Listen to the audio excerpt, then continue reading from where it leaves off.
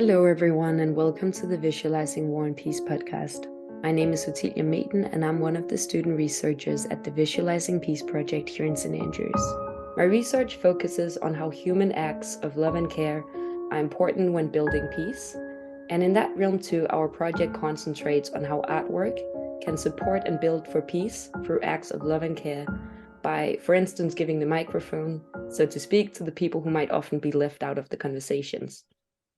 Today's episode is part of the series that I'm doing on these connections between love, care, and peace in our society. And I've invited you, Bjørn Vidø, to join me for this conversation, where I particularly want to focus on the links between love, art, and peace. Bjørn is a Danish sound, musical, and film designer that in his different projects focuses on these concepts by giving voice to local communities through his artwork. So I'm very excited for where our conversation will head today. And thank you so much for taking your time to be here with us today, Bjørn. It's an honor. So I'm going to jump right into the first question. Why is love and care important in artwork? Well, it's a very simple question, and it's a very simple answer to that. Can you imagine artwork without love or care? You cannot have a song where there's no empathy and no love and care. And again, it could also be hate and disrespect, or it will be on the same axis.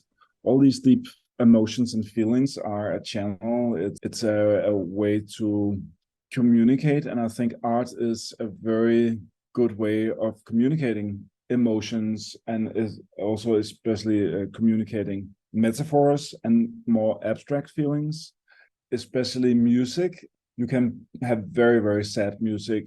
It can be a little bit too much if you just see a French film that are just so sad. There was two lovers and then they died, and then the film ends there. That would be a typical French film. In the USA, they have to survive and they have to get each other in the end. But sad music really works nice. Sad films are a little bit more like that. Paintings can again be super horrifying, and we can still take it. I mean, some people will listen to heavy rock and heavy metal and say that's terrifying, and others think will look at the construction and see it's super beautiful. The eye sees very different things compared to culture, and all cultures will interpret music, films in a different way. But no matter where you're going, if now I'm very much in the indigenous cultures, I'm right now in Vanuatu, and I've just been in Sansu, and I'll just show you a picture of how they are communicating, and the problems of communicating in with a guy sitting like that in the middle of nothing.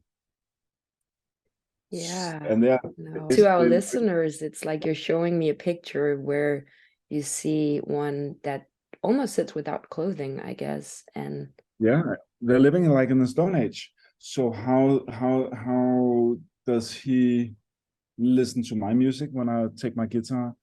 And the cool thing about a lot of music, when I just take a guitar and sing a song, is that he will actually feel sad when I play a sad song, and when I play something funny, he will go rocking and say, hey, it's cool, we can dance to this, because it's a global language. And I think that is the strength of communicating art and love and compassion and saying all these things, is that it's an international language. And sometimes a newspaper article will only communicate to a very specific audience. This is just for people in university in England or university in Denmark or something like very specific. And art can communicate to all people in the world. Some art forms can anyway, or some piece of art can do that. I think the channel of love and compassion in art is super interesting, and it's a very interesting way to communicate. And for me, traveling the world, I'm living like a digital nomad. This is my third year of traveling the world. Last year was Africa. Now I'm in Oceania, in Pacific Ocean. How can you not communicate with love? What would you do else? Like read a book, there will also be love, or there will also be emotion. A scientific article or something like that. I can't imagine art without love and compassion. Yeah, well, thank you for sharing that. It's, of course, you can imagine that, and like it makes sense when you say that, but I still wonder, like, okay, then if you bring love and care is like at the essential of your artwork, or like the essence of your artwork and how you communicate it to the people, then Mm. could you elaborate more on how that might connect to peace? I know it's a big concept to throw in there. Yeah, I don't think it's a big concept. Yeah, it's probably the biggest concept in the world. How can we get peace? It's pretty big. And will we ever get peace? Won't it just be boring? What is peace? Isn't it just connection? When all the people are one, would that be peace? I know when people are listening to music and go to a concert, there's a lot of togetherness. And I think art, when it's at the best, we can really have this mass. I mean, you've probably been to a stadium rock concert with your favorite band, and then 40,000 people being this one atmosphere of just love and beautiness. And some people go to a football game and have the same shouting at the goalkeeper, "Oh, you idiot, you lost the ball." But everybody's doing the same at the same time. And I think we as people sometimes need to have this group mentality a little bit, and the reptile brain going rah, and we're together about doing something. And couldn't it be if we could actually use art to have the same emotion, and perhaps creating some metaphors that are so strong that you really buy into them, that we have to do this together? I mean, that's anyway my life project, is to create these kind of metaphors and make everybody change the habits into saving the planet. And if you don't believe in the climate crisis, just believe in the waste crisis, or the biodiversity crisis, or the stupidity crisis, or whatever we're in right now, anti-science, alternative truth crisis. I think art is a really good way to communicate to a wide audience. And I think we can, even if it's just for a moment, that we can feel the peace and we can feel the togetherness. And we just want to be together and have this beautiful world, right? And we can create this little utopia for just this little moment where everything is just so beautiful and we want to do this together. Imagine during COVID, if you had no books and no music and no films, and you could just sit there and stare into the wall. It would be much worse than it was, right? Yeah, no, that's true. And you bring up like one fascinating point. I think they're like circling a bit back to this way to create community and to offer the platform to other people. And from knowing a bit of your artwork, that's at least what I find so inspirational compared to many other media, perhaps, of communication. And within that, what is your experience? What is your like, what are your tools? How do you do it? I mean, How do I seduce the crowd? yeah, or like Yeah. how do you make those connection within your artwork to bring peace of mind, perhaps, for the audience, for the people consuming your artwork? I just use all the dirty tricks. And the dirty tricks is just the senses, I guess. Visual, audio, feel, touch. I think when we are stimulated on several of our senses at the same time, then we can have a massive impact. So when we really feel in our heart and and the ears, and it's so beautiful, and we see something and it's amazing, and we have this thing, multiple things. That's also why films are so extremely powerful, because it's all the senses, and you can almost smell the kitchen and your grandmother's strawberry from the field, or whatever it is that you from your childhood. And I think that I think a lot of powerful. There's so many exceptions, and there's so many artworks that only use one sense and are really good at that. And there's every artwork have its own story and way to communicate, but it is going all the way and stimulating all your different senses and feel together with this one artist. We all of us have the experience of being at a concert, and then suddenly our big shining star, our hero, he's singing for me, right? He was looking at me and singing the song for me. And no matter who that star might be, it's just an amazing feeling. Wow, he's singing for me and only me, even there's 40,000 people. I think that was pretty amazing. Yeah, that's so true. But like again within your artwork, because you said, okay, right now you're in the Oceanic, and you just shared a bit with me how you have almost moved people to an extent where it reaches realms of politics, of like quote unquote like high powers through your artwork. How do I get political speeches into art and make them sexy? That was definitely not, that's what I've been doing the last couple of weeks, right? I mean, we have reached, with this artwork I'm doing right now, we have reached an audience of more than 100 million people, which is pretty amazing. I was asked to help with the climate change thing in the General Assembly in the United Nations and this voting, and I had no idea what to do, because it was a 22-year-old guy called Salomon Yeo who got the idea that we should move climate change into human rights, because he's a law student. So basically there's another set of rules in human rights than there are in climate change. And if we could change the whole discussion from being a discussion about climate change to human rights, I have the right to live on this island and have this and that and that. And if you come with all your companies and your oil, and water right now is rising between 3 millimeter and 0.5 millimeter a year, that means in 10 years that's that much, and in 100 years that's a lot, and it's different places on the earth. And already now I see some of the graveyards from these indigenous people that are close to here. They cannot go to the graveyard anymore. The graveyard been there for 10,000 years, and they've been living like this for 10,000 years, but now it's flooded. There's water all over the place. They can't go to school. They used to cross the field, and now there's just water, and they have to take a canoe or something, and it's heavy, and then put on earthquakes and thunderstorms and cyclones and tsunamis on top of that. They have never seen anything like that. It's heavy.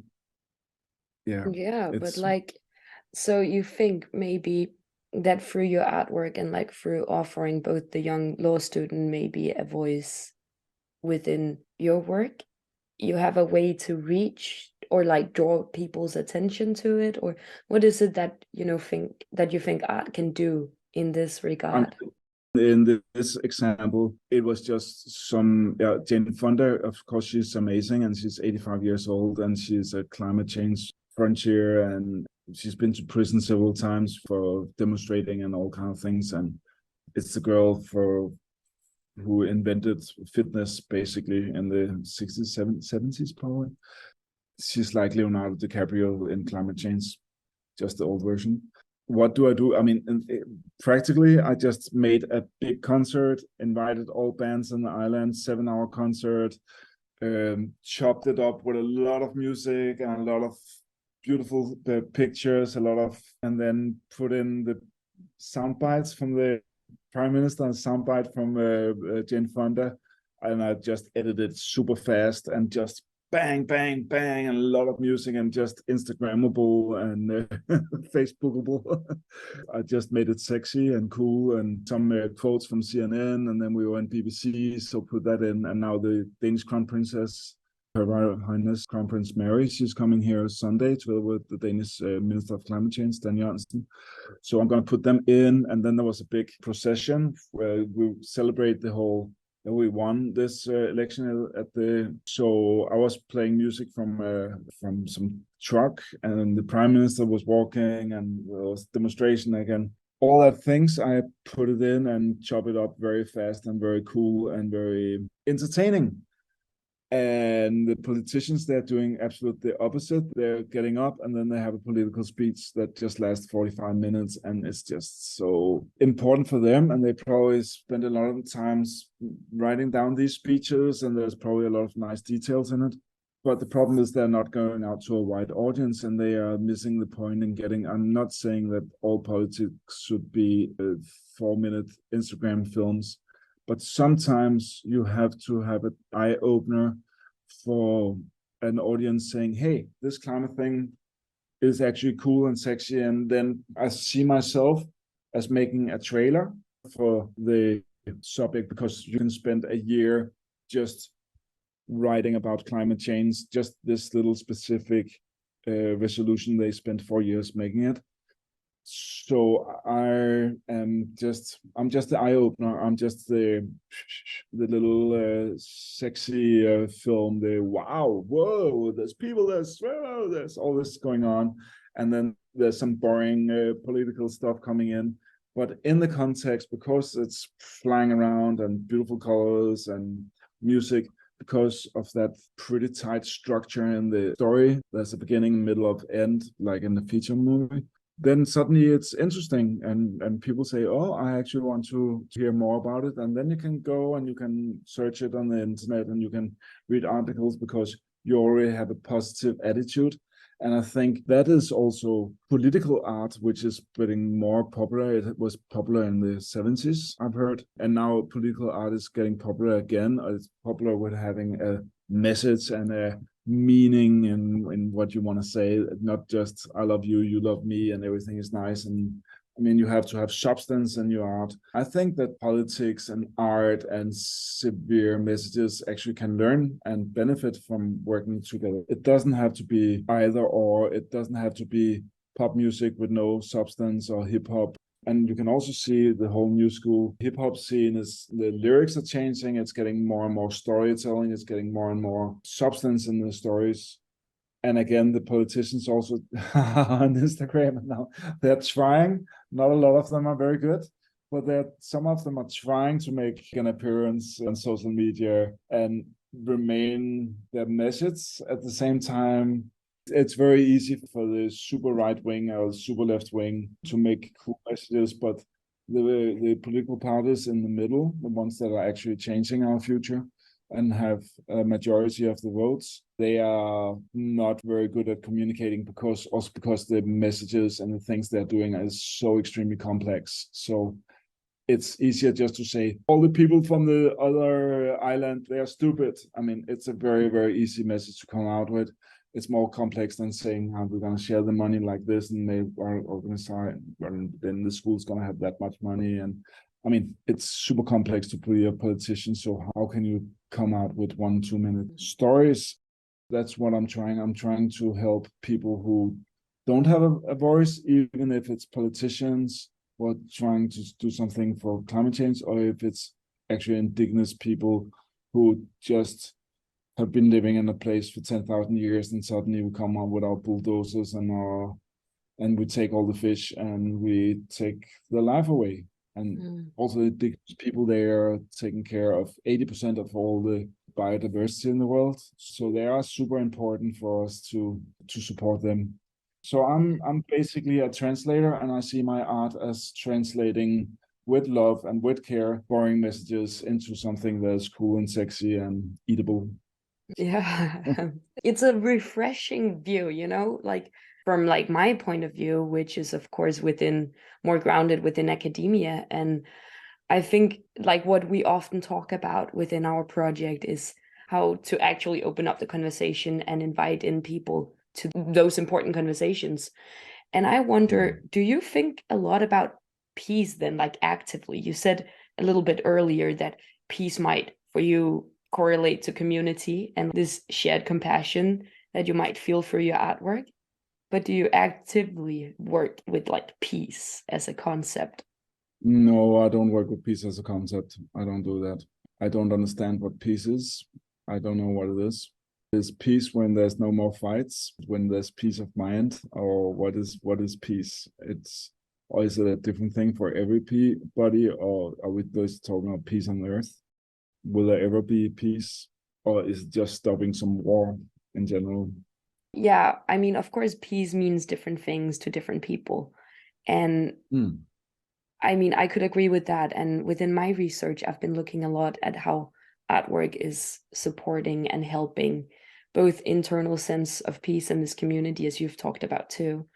And I wonder, do you think that there is a connection between internal peace or an external peace within the way you do your artwork, which is an even broader concept if you don't work with peace in your artwork?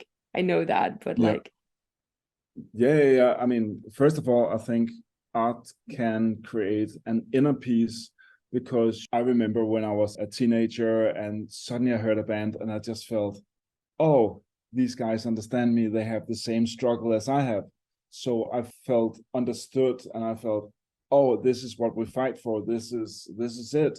So I had the feeling of belonging that gave me an inner peace. And it's always been a very strong thing. If you are growing up in an area where, I mean, I was way more creative than everybody else, and where I grew up, and it was kind of pretty creative place anyway. It was really nice to hear some music and have the feeling of being understood, and that gave me a lot of peace. Like, I'm not alone in this world. Roger Waters, Pink Floyd guy, he just played in Denmark yesterday night, and I can see from the review, I was not there because I'm on the other side of the world, that finally there's somebody who's standing up against the, no matter who got the power. He say, you can't have the power, and stupid old men who wants to have more land and more power, and USA is losing the power around the world, so they want to keep this, and Russia want more land, so they are taking Ukraine, and it's just a lot of old men who are creating, and right now, how many dead? 100,000 dead people or something like that, and how many people have lost a leg or an arm, or it's a lot of misery just because some old man just want something, right? So he is really creating something. I don't really agree on a lot of his way of doing it. I don't think he's very elegant in his very radical way of coming out. But anyway, it's a way to come out and do something with your art, trying to say, come on, guys, we have to think about this. We have to be good to each other. And I think art can do that. I think art can make people better because it opens up our emotions on a different level. And then you just hear this beautiful piece of classical music and you just want to be good to everybody, right? And so, yeah, I think that's definitely a connection. Also circling a bit back then to the realm of what peace means, because that's one of the questions that we're very fascinated by.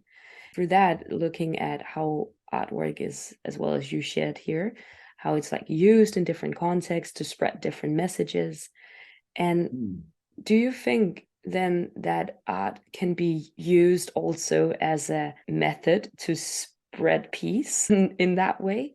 I think it is. And I think there's a lot of political art. And I think there's also just art that is so beautiful that it brings peace in itself, because we feel calm and we feel understood and we feel put on some yoga music and just relax and listen to something. And you absolutely don't want to have the sound of bombs and tanks in the background, right? But peace is just such a word that you can put in so many different contexts. Yeah, and I mean, like, that is what is such a fascinating. It's a big word, right? It's one of the, what is peace, and will we ever get peace, and is peace boring, or do we really need peace? What do we need? Humans are always striving for something bigger, better, faster, more, and we're always ruining things from ourselves. And every time we are at peace, then we think, oh, it might be boring, and then you want to say, hey, if it's too boring, I'm not trying hard enough, I want to go do something else. Yeah. So are humans really good at being peaceful? Yeah, well, that's a good question for me and for the people listening into. But the reason why you do your artwork, and what would that be? Would that be related to peace?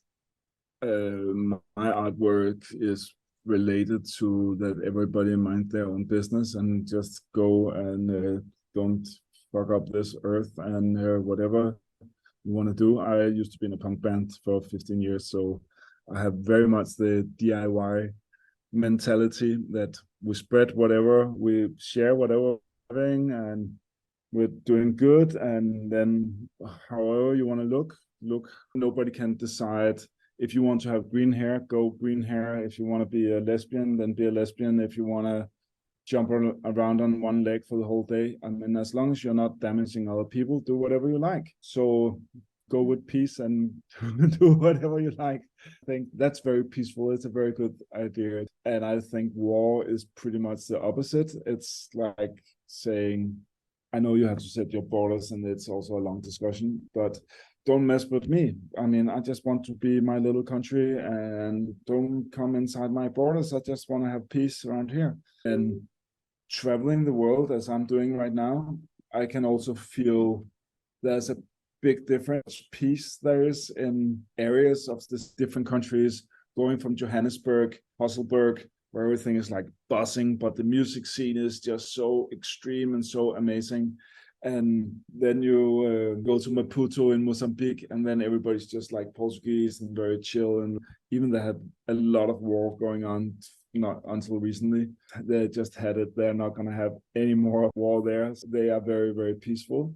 And it's sometimes you just take the airplane for 50 minutes or the train for some hours, and you just dump into another place, and there's just a complete other way is that. And you can also say some areas is at peace with themselves. Some areas, they just have a cool thing going on and live peacefully. And other places, everybody's hustling and everybody's making each other's lives miserable. Sometimes in a relationship, you are in a very peaceful relationship and you are balanced and everything is nice fit. And sometimes you're in a relationship where you're like dog and cat, but it's just not working. I think art is important to bring reflection to humans' minds in peace. Yeah. I think you're so right in that connection you make there, that artwork can help us have those both difficult conversations and is important for people to understand maybe even what peace is to them individually. And as you also said there, peace means different things in different contexts, as what you have experienced with all your travels and with your work. And I think that's maybe a beautiful way to end this conversation, as through your artwork, if you could finish off with like a final reflection upon that. I wonder if you could share a bit more about how you, through your artwork, offer these people these different platforms and how that might enhance the peace through that. But again, it's so abstract, peace. I can only say one thing. It's like John Lennon saying, all I'm saying is peace. Isn't that amazing? It says so much without saying anything. I think the best way just to work with peace and to work with that in art, I think the easiest and best way is just work with metaphors. And so let it be, because the word peace doesn't mean anything, or it means just too much. It's so individual in every context. Then I think you should use it in your art as just some very general thing. All I am saying is give peace a chance. So when you are working with that, then it will mean different things to everybody at the different time. And you can go back to the song and you can hear it next year, and it will mean something else because you are in a different stage of your life. So yeah, metaphors and very wide open questions, because that's another way of making art, is using questions instead of telling a story, then asking for a story. And I think that's, if I should round up my own art, I think making question marks is so much more interesting than telling people things, than just asking why are you living like this, why are you like that, why is this important, why are you doing like that. And I think from an art point of view, I think that's very interesting. That's so interesting. And it's also kind of circling a bit back to what you initiated with, being the ideas about love and care for your artwork and the caring communities you can establish through art by simply just asking people questions and offering them a chance to answer. And I think finishing off of that, I mean, if you have any final reflections you want to share about your ideas about this. Yeah, I think all I'm saying is give peace a chance. I think it's very important what you're doing. I think to make an investigation in what it really means and how we can use peacefulness, peace, whatever you call it. There's a lot of similarities of words that means almost the same. And again, in so many different contexts, I think it's so important that you go and research and then find out, can we actually do it? Can we actually activate some of these things that make the world more peaceful or more harmonic? You can also say, and are we already that? Should we enhance some special kind of art for that? And yeah, I think it's very important. I'm proud of what you're doing and be a part of this project.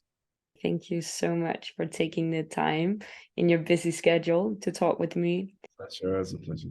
It has been such a pleasure to have you on with us, Bjørn, and good luck for all of it, and good luck for all the upcoming meetings and advocating the voices of yourself and the other people on the island. I'm going to finish this project in Vanuatu probably next week, and what's happening after that, I have no idea. I know that somebody wants me to go to Africa there's just been a cyclone there and they want me to do something similar, but I have no idea where I'm going to be in next week or after next week. But it's going to be interesting. It's a different voice in this realm, and it's interesting to hear what you have to say. So thank you for being kind with sharing, and best of luck. Thank you so much. And thank you to you, our listeners, for joining us again as we continue to explore how peace is understood, depicted, imagined, and visualized in our society. If you would like to join the conversation further, you can follow us on social media. Just search for Visualizing Peace, or get in touch directly by emailing us at vispeace@standrews.ac.uk. Our theme music was composed by Jonathan Young, and the show was mixed by Sophia Gerten.